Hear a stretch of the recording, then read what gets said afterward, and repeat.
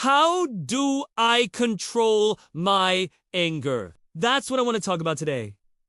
So in school, we were taught to fight or flight, right? You see a bear. You either fight the bear or you run from the bear.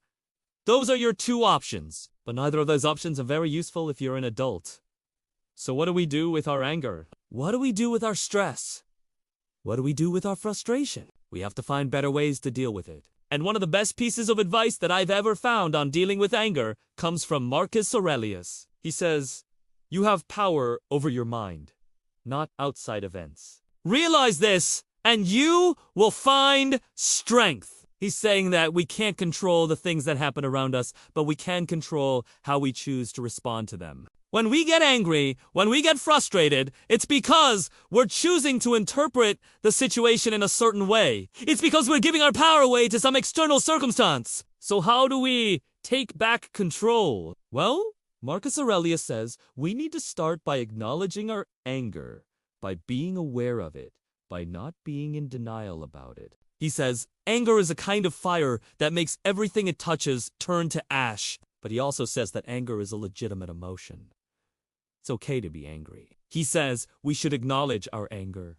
He says anger is like fire. If you want to use fire, you have to respect it.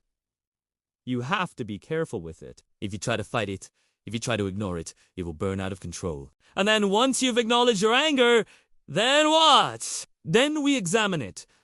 Why are we really angry? Is it justified? Or is it just a perception, a story that we've chosen to tell ourselves about what's happening? Often, our anger is based on stories we've told ourselves about other people. It's based on assumptions we've made, judgments we've made, interpretations we've chosen to believe about other people. And Marcus Aurelius says, people aren't perfect, but they're also not the problem. They're not the source of our problems. Our anger is often misplaced. He says, look for the good in everybody. Look for the good in every situation. And when we start looking for the good, then we start taking back control. When we start recognizing that we have the power to choose our thoughts, we have the power to choose our response, then we don't have to be at the mercy of our anger. And that's how we learn to control our anger.